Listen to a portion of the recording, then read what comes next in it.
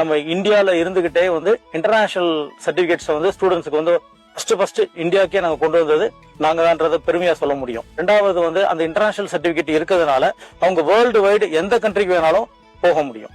So இதுதான் நம்மளுடைய courses. Amrita யூனிவர்சிட்டியில படிச்ச ஸ்டூடெண்ட்ஸ் எந்தெந்த கண்ட்ரீஸ்ல எல்லாம் பிளேஸ் ஆயிருக்காங்க சார்? அமிர்தால படிச்ச ஸ்டூடெண்ட்ஸ் எல்லாருமே பாத்தீங்கன்னா மேக்சிமம் எல்லா கண்ட்ரீஸ்லயுமே இருக்காங்க. ஏன்னா நம்மளுடைய யூனிக்னஸ் என்ன அப்படின்னு பாத்தீங்க அப்படின்னா படிக்கும் போது இன்டர்ன்ஷிப். இந்த இன்டர்ன்ஷிப் அப்படின்னு பாத்தீங்கன்னா அவங்களுடைய 3rd செமஸ்டர் அண்ட் 5th செமஸ்டர்ல வரும்.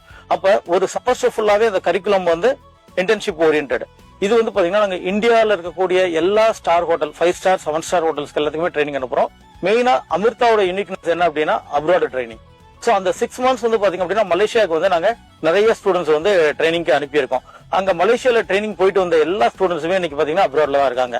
சோ அந்த ட்ரைனிங்ன்றது வந்து அவங்களுக்கு இங்க இருந்து அனுப்பும் போது அவங்களுக்கு ஸ்டைஃபன், ஃபுட், அகாமடேஷன் எல்லாமே நாங்க அரேஞ்ச் பண்ணி தான் அனுப்புறோம். சோ அதுல வந்து சில ஸ்டூடெண்ட்ஸ் அந்த 6 மந்த்ஸ் பீரியட்லயே பாத்தீங்கன்னா ஈவன் கோர்ஸ் கம்ப்ளீட் பண்ணல பிஃபோர் 5th செமஸ்டர்லயே. அது மட்டும் இல்லாம UK, Spain, Dubai, Qatar, France, Malaysia, Ireland எல்லா இடத்துலயுமே நம்ம ஸ்டூடெண்ட்ஸ் இருக்காங்க. நம்ம இந்தியால இருந்துகிட்டே வந்து இன்டர்நேஷனல் சர்டிபிகேட்